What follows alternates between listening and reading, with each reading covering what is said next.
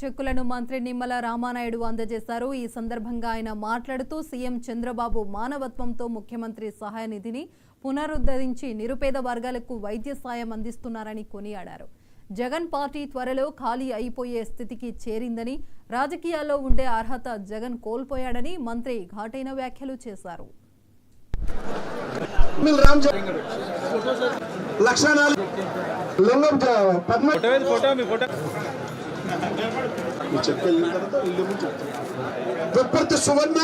గారికి ఇస్తున్నారు. Next voter leaders ఒకసారి 28,000 ఏమక్కడ ఎన్నింటి కాదు తెలియదు కదా. ఇంత ప్రెస్ మీట్ ఉందంట కదా.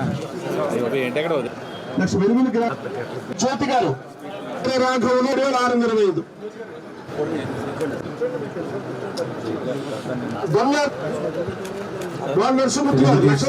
జనసేన బీజేపీ ప్రభుత్వం అధికారంలోకి వచ్చిన తర్వాత ఎంత పెద్ద ఎత్తున ప్రజా సంక్షేమ అభివృద్ధి కార్యక్రమాలు చేస్తూ ఉన్నారో మనందరం కూడా చూస్తూ ఉన్నాం. దానికి ఉదాహరణే ఈరోజు మన పాలకొల్లు నియోజకవర్గంలో మరి 86 మందికి 62,32,287 మంది రూపాయలు ఈరోజు ముఖ్యమంత్రి సహాయ నిధి నుంచి మీ అందరికీ కూడా చెక్కులు ఈరోజు అందజేయడం జరుగుతుంది.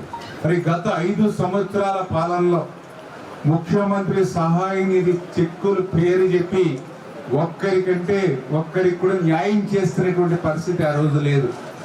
100 మంది అప్లై చేసుకుంటే అరాకరా ఒకరికో అరా ఇచ్చి చేతులు దులుపుకునేటువంటి పరిస్థితి.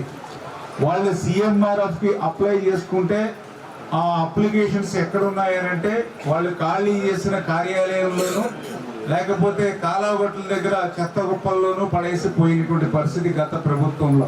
తెలుగుదేశం, జనసేన